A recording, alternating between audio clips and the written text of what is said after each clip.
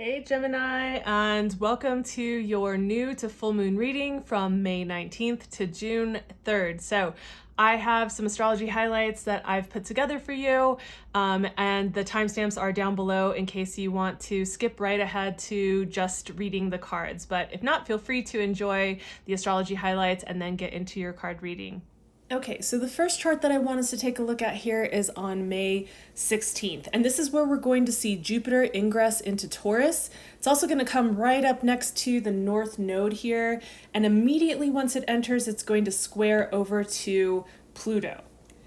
So let's break this all down and explain this, right? So we have Jupiter, which is this beautiful kind of like growth and expansion. It can bring in a lot of opportunity. Some people talk about it with regard to luck, and it moves into a place that has to do with the world of the material, right? The world of the tangible. So this could be something that feels really supportive in terms of growth, and it could feel, like we feel this in a very physical way in our physical world, or maybe even emotionally, but this could feel really refreshing, right? One of the things that I want to point out here, though, is that it is coming up next to the North Node, and the North Node has this energy of like we could say excessive energy, like a lot of energy in one area.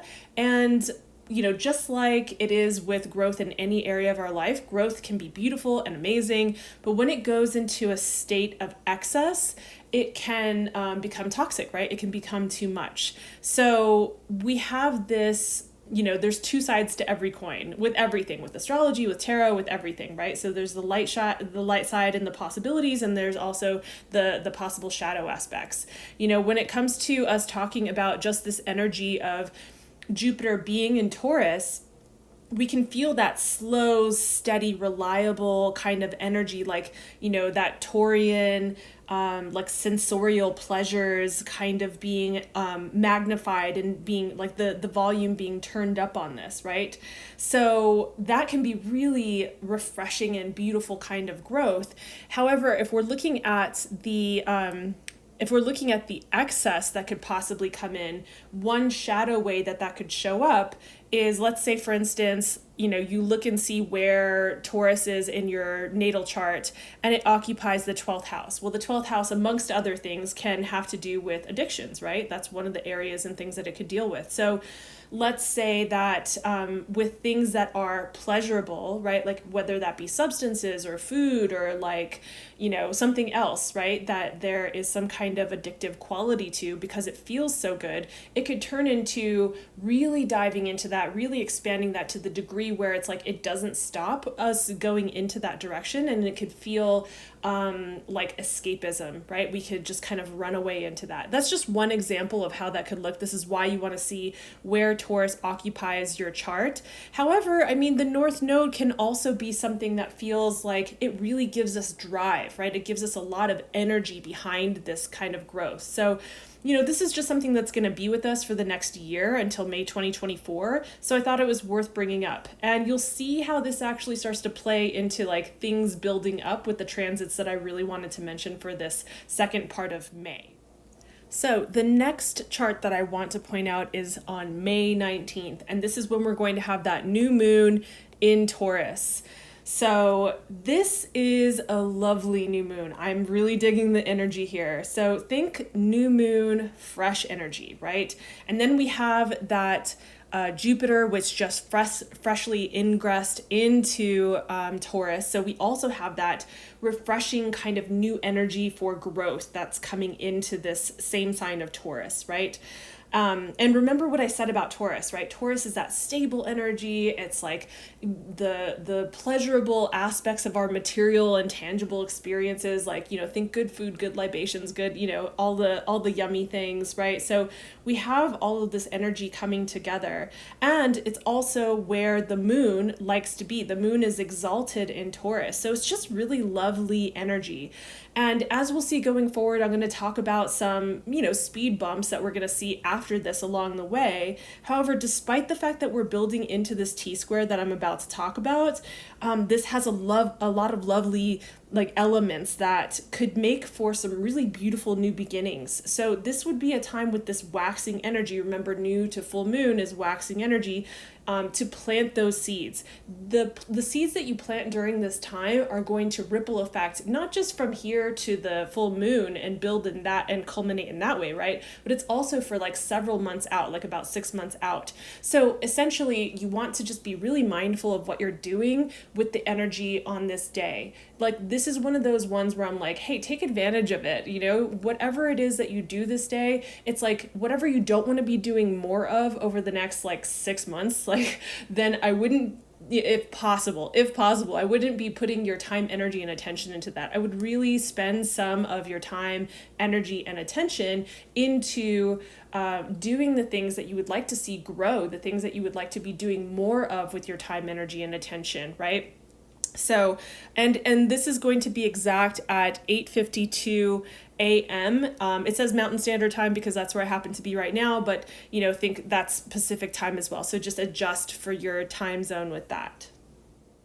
So now we come to the chart that I've been kind of building towards, which is on May 20th. So we're going to talk about a T-square that's happening between Mars, Pluto, and Jupiter. But first I want to kind of start off with just talking about that we're going to have Mars ingress into Leo, right? And that's going to be there from May 20th until July 9th. So just know that the energy of this particular transit is going to be continuing on, like for at least for Mars and Leo. So what's that like, right? So Mars and Leo can kind of bring in this burst of energy, right? Like, think about the drive and the fieriness of Mars, and think also about, you know, it being in a fire sign like Leo, right? Especially Leo, which is ruled by the sun, right? So this could bring a lot of energy, and we can really utilize that in a constructive or very productive way, depending on where this is in your chart. So whenever I'm talking about these things, like, you want to go take a look at where Leo is in your chart, like what house it occupies, so you get a sense of like where you might have this like excess, or not excess, but like abundance of energy that could be utilized. One of the things that I want to mention here when it comes to Mars is that, like, when Mars, think about when you have like too much energy in your body, right?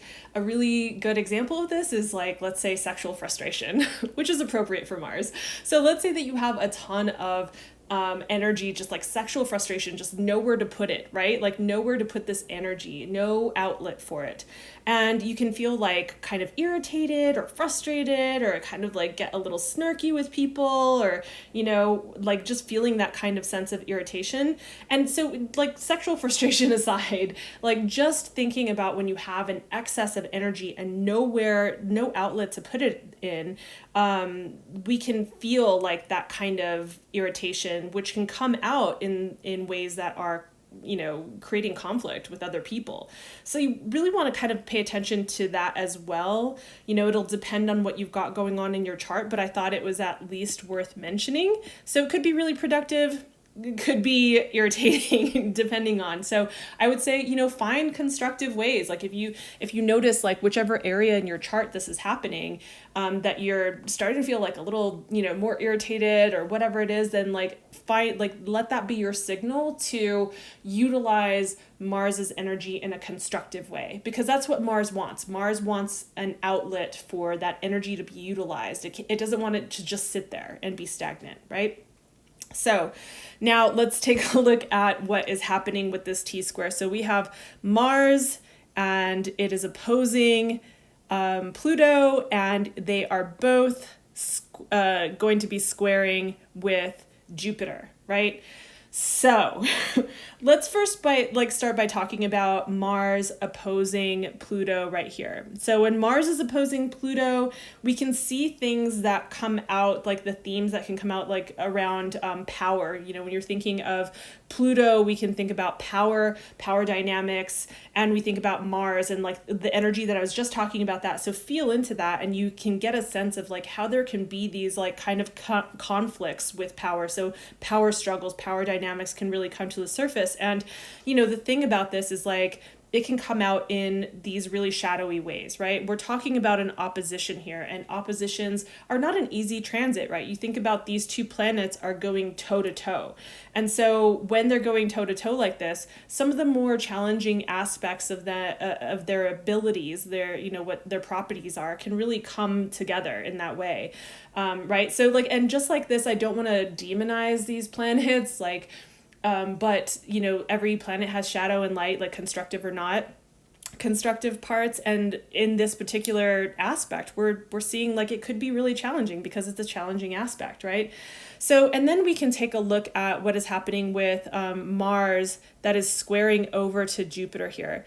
And so that can be like, well, on the one hand, when we think about just these two energies in and of themselves, not in a hard aspect, it's like a lot of energy, right? Think about Jupiter in its expansive energy, like this magnifying energy, right? It's like it's big, it's really huge energy, right? And then you think about adding Mars with all of its fieriness and its drive and everything to that as well. So this, in a really constructive way, could be like a lot of power, that and enthusiasm, right? That could be used to really take action in a way that's like maybe risk taking, right? So like think about Mars, like can be about that risk taking. So this can be really beautiful in that way. But when it's in a square like this, we have to kind of really watch how that comes out. Maybe being overly optimistic about the risks that we're taking or the actions that we're taking, that are kind of bold, and wanting to kind of maybe just double check, like check in with yourself about that, really make sure that you're sure about this, especially on this particular day. This energy is going to be building, but it's also going to last, like kind of just last for a few days after this, especially. So, we want to be aware of these things. There are a couple of astrologers that I follow that I thought had some really great things to say about this. And like one of the astrologers that I follow was talking about how like this energy between Pluto, or between Mars and Jupiter, can feel like this, ruthless pursuit of our goals. And I thought that was really well said, right? So, and the way that I feel into that is kind of like bulldozing others in the process. So, be aware of like others needs as well as your own, and maybe check yourself with that, and just remembering like some of the things that I'm talking about are going to be echoed over here with the square that is happening between Jupiter and Pluto, because Pluto is a higher octave of Mars, right? So just think of like how that is like similar, but just, add in some of the aspects of Pluto that have to do with, possible manipulation, that can do with like secrecy, or that can have to do with like shadowy, kind of darker, harsher, like intense things, right? And so but very similar in like the energy, right? That, you can hear probably the similarities in that. So I don't want to spend too much time on that. So, this T-square could possibly instigate within others or ourselves, like this, like maybe burst of energy that goes into like us making rash decisions, rash choices. And again, with that manipulation that comes through with like the Pluto being there. So, with all of that, we want to, I think, just make sure, again, like check our own motives, check ourselves in our decision making on this day, on what we're trusting with our, like whatever opportunities we're wanting to grow, how we're choosing to grow that. I think it's worth reflecting on, like pausing and reflecting would be, I think, worth it on this day. Like if it slows down your process, I think it's worth it to slow down your process just to do your best in this particular scenario, right? I also can't help but think about, like, you hear all of the elements I'm talking about, and like, with Pluto being an outer planet, this, I feel like this brings in like more of that collective energy, and I can't help but think about, war and conflict on that level and how that might affect things. If there's anything that I can really say, it's that, Jupiter does have benefic qualities, although it's diminished when it's being aspected in this hard way. I mean, you can kind of see it's like the pressure's being put over on, like, from two sides. It's like it's getting it from a couple of sides, right? But it does still have benefic qualities, and if anything, I think I'm hopeful that Jupiter's benefic qualities can come out and maybe soften some of the edges of this hard aspect, at least a little bit. Jupiter is also known for being like this mediating kind of influence. And so I'm kind of hoping that brings some of that energy in here. One other thing I wanted to mention is that, this is happening all in fixed signs here. So these are all fixed signs. And one of the astrologers that I follow, also like a different one, said something that really struck me. And I was like, oh yeah, that makes so much sense. It's like obvious. How did I not see that first? But when things are happening like this kind of aspect is happening, it's touching all of these fixed signs. The fixed signs have this quality to them that are very like certain, right? And so the decisions that we make, the choices that we make, the actions that we take, the paths that we choose are like, there's a more definitive quality to it. Maybe even a more like a longer lasting, like the either consequences or the ripple effect from these decisions, better said, maybe could really echo out, on our timeline in the future. So this is another reason that I wanted to mention that, is like, there is a definitive quality. So be mindful, really be mindful. Like I really wanted to highlight this and spend a lot of time on this, because like, this is something where I'm like, hey, let's be mindful of which paths we choose, what choices we're making, the actions that we take. So like, before you do that thing, before you say that thing, check yourself and, ask yourself, like, is this something that's worth having the ripple effect to go forward out in my timeline into the future, right? So, okay. So really quickly, I just thought I would mention, yes, we are going to have the sun moving into a new sign. So obviously, you probably haven't noticed that I've been talking about everything from a tropical perspective. So I'll have to do sidereal videos some other time. I'm kind of figuring this all out, but I wanted to mention that, yes, we are having the sun ingress into Gemini. So for those of you who follow tropical astrology, happy birthday, Gemini. I just wanted to mention, yes, we do have that happening on May 21st. Okay, second to last chart that we're looking at is May 24th. So on May 24th, we have the moon ingressing into Leo, and it's like, I'm going to come join the party with this whole T-square business going on, right? Mars is already starting to move off. We see it's at 2 degrees. It's starting to move off. It's not quite out of this, but so we can still feel the energy of it there being a part of this T-square that we just talked about. But when we have the moon coming in and joining, whatever themes we were experiencing during that T-square that we felt or saw come up, this is kind of like coming in and touching on that again. But this time in an emotional sense, right? We might feel this more. So we might kind of be processing this internally. We might be feeling this more emotionally.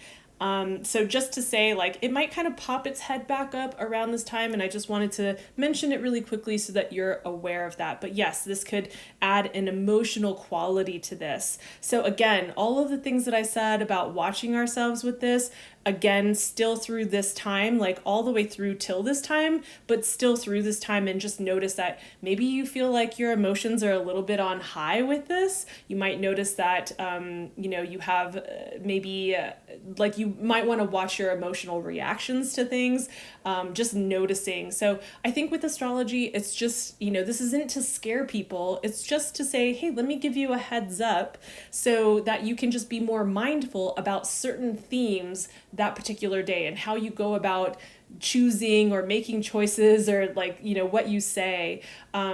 Because if we can avoid maybe some of the harsher parts when we go through it unconsciously, why not, right? Okay, so last chart that I want to take a look at here is on May 27th. So we have a new T-square that we're going to check out. We're already starting to kind of like feel a little bit of that energy from the T-square I was just talking about between Jupiter, Pluto, and Mars, starting to kind of like push off. Not totally out of it, but like we'll feel that pushing off. But we're going to talk about a new T-square. So this one is between the moon, the sun, and Saturn. So we have that opposing moon and Saturn, and then those are going to be squaring the sun here, right? So let's kind of break this down a little bit, right? This could be a little bit of a reality check for everything that we've kind of been putting forth up to this point in the month, right? The things that we're growing towards. Remember when I was talking about this new moon and it being a really great time to plant seeds, I was like, yeah, we might run into things that feel a little bit like speed bumps along the way. And so this is one of those points that I was talking about. You know, when we have moon in a sign like Virgo is ruled by Mercury, and it is definitely very attentive to details, right? So we have like this quality of being able to pay attention to like the details. And then we also have that coming with Saturn. Saturn also has this ability to really focus in on the details and be more pragmatic about things as well. You know, like very kind of maybe more angular in terms of energy, right? So this could be really good, right? This could be like a way of maybe reframing how this could feel challenging, is to see that it is just showing us, it's illuminating the things in our life that need tweaking with regard to like our goals, ourselves, you know, whatever it is, right? So because like how we might experience this is that we can see all of the flaws, right? Like that's the thing about, you know, the energy of, you know, this Virgo, you know, energy with the moon and its opposition with Saturn, right? Is that it could feel scrutinizing. It can feel like it puts a damper on things because we are seeing the finer details of things. We're seeing maybe the flaws where like those things feel like there is a magnifying glass on them and we can see like every little speck of dust, right? And so with that, you know, we might feel disheartened or discouraged in some way by the things that are being shown to us because it feels uncomfortable. Again, when we're talking about, you know, opposition like that, it can feel uncomfortable in these ways, right? So this is a chance for us to reframe it though, like the signal for us when we start to see on this day those things that are being shown to us, we can start to just say like, okay, I knew that today might be a day where I'm seeing kind of like all of the little flaws and things in my project or in myself or in whatever it is, right? And so, you know, this is, let me just make note of it. These are things that need my time, energy, and attention to be worked on, to be tweaked, right? Let me just go in and like, clearly there's an issue here. So whatever issues are showing up, they're being shown so that I can tweak them, right? So that I can make things like easier and better and like of better quality, right? That's the thing also about Virgo, wants that quality. And, you know, I think Saturn does too. Saturn wants things that are like structured, that will stand the test of time in a way. And so I think that it's trying to show us these things so that we can make adjustments to really build something that is of quality that will stand the test of time, right? So, and like, I think the key here is to see how we can, you know, constructively utilize this energy, not be so hard on ourselves or so disappointed to the degree that it actually affects our will right here with the sun, right? That it dampens our will to move things forward, because the sun can have to do with that, right? Like our will. And so, you know, and we see that they're kind of like, I like to think of this like an arrow when I see T-squares like this. It's like the pressure's being put on from both sides to the sun. And so we might feel challenged in that way with our forward movement, with our will to keep going with things and to move things forward. So, you know, just wanted to point this out so that we can utilize the astrology as like a signal, like, oh, I'm seeing how I was expecting that on this day, like some themes that were going to be shown to me that were maybe harsher, or the fine details were going to show up. So cool, let me use this instead of being disheartened by it. It's being shown to me so that I can actually create something of quality and that is a lasting structure going forward. Okay, so here we go, Gemini. We are taking a look at, I'm feeling like that was the card. We are taking a look at the energy for this waxing phase of the moon. Remember that we are waxing when we're going from new moon to full moon. That's the energy. It's like, this is the time to, as they say, plant your seeds, set your intentions. We're past eclipse season. By the way, how did that wrap up for you? We are taking a look at what area of life your attention is being drawn to, like what your guides are kind of like pointing your attention to in terms of like where you can look at seeding or growing the energy in your life, building momentum in your life, right? So yeah, again, this is a time where you can do your new moon rituals, you can set your intentions, you can really focus on what you're building and growing now at this particular time. I feel like this one kept sticking and turning, coming out. So all right, let's take a look at what we have here. Hey, and guess what? Check it out. All kinds of changes this video. I've got a new background. Yay! So we're trying this out just to see. A lot of experimentation happening right now. So let's take a look at the first card out that we have, which is speaking to your third house, right? What is the third house about? I mean, it says communication. I think that's a really good key word for when we are talking about the third house. Third house, yes, about communication and also about siblings.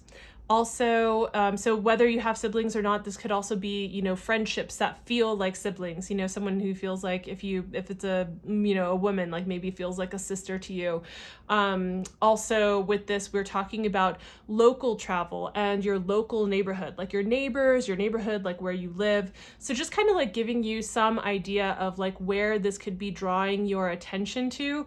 But yes, definitely third house, I would say, has to do with communication and even like writing as a form of communication, not necessarily just verbal communication. So that's something to also pay attention to. So, you know, definitely like that could be coming through if you're someone who's a creative that is a writer, maybe in your connection with other people and having certain types of conversations. You know, we just came out of that Mercury retrograde energy not too long ago, just a few days ago. So with that, maybe perhaps communication is on the table. Maybe there are certain conversations that you're needing to have with people, or maybe it brought to light some things that you need to pay attention to within yourself regarding communication. So what kind of spiritual advice are we actually having coming through for you? And what we have is the 8 of Cups. Now, I know that, you know, for a spiritual advice card, some people might say, how the hell is this 8 of Cups like a really good spiritual card? And it is a really great spiritual card. In fact, in our normal Rider-Waite style kind of like traditional imagery, what you would normally see in this card is it's one of the cards that has an eclipse on it. So we just came out of eclipse season. I feel like that's relevant here. Normally with the 8 of Cups, you see somebody who is like walking away from all of these cups that are kind of in the foreground.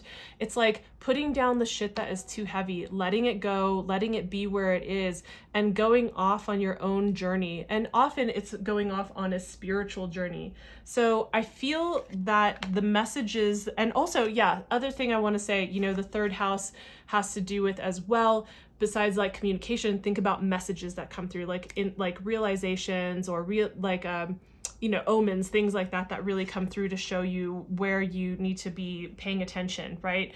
And so I feel like this eclipse, like especially with the 8 of Cups coming through, I feel like this eclipse revealed to you certain things that are maybe kind of still sticking around, that are on your mind, on your heart, and that you're maybe very present to. And just really listening to the messages that you got, paying attention to the shit in your life that was too heavy. Remember, that was a lunar eclipse on the South Node with Scorpio, right? It's a lot of release, a lot of letting go. And whether you did that proactively or whether you just watched certain projects or people or things exit your life, right? It's this, I feel like, is encouraging you to really pay attention to the lessons and the messages that you got from that period of time and put the heavy shit down. Like just allow yourself to let go of the stuff that is too emotionally, too energetically heavy, the things that are draining for you, remembering to really just let those things go and continue on your path, right? Continue on your growth path. And for some of you, this may very well mean like spiritual journey, but this can also mean like a physical journey. And I'm only going to say that because the third house can sometimes have to do with, as I said, local travel. Like this isn't, I wouldn't say foreign travel. This would be more like, you know, driving a few hours away or driving out of state or something like that. Like nothing really far and foreign. So more local travel. So for some of you, this could actually mean taking a local trip for some reason, maybe to clear your head, maybe to get some clarity about something, you know, maybe to process what came up during this eclipse season. And for some of you, maybe it's not a physical journey, but it really is just a personal journey of just allowing yourself to let that heavy stuff go, let the draining stuff go, and to move forward with your life, with the lessons that you have to grow on your own path. Either you can call it a spiritual path, personal growth, whatever feels like it resonates the best. So I feel like this is a really clear message that's coming through for sure, you know. And again, if you're watching this and you're like, I'm not sure, then I would say go watch your, like if this is your sun sign, go watch your rising sign, right? And I would say also watch your May reading. So the May reading, I pull a lot more cards. These are meant to be like short and sweet. So if you want to get like the full picture, I'll have that up on the screen so you can go check that out. So hopefully this was helpful for you. If it was, if you did get any kind of insight or it was helpful in any way, please consider giving the video a like and subscribing. It definitely helps me in building this channel, and hit the notification bell if you want to be aware of like when these videos drop. And also I have some cool stuff on the horizon for later on this year as well that I wouldn't want you to miss. So thanks for being here. I appreciate your time. I'll see you in the next video. Bye.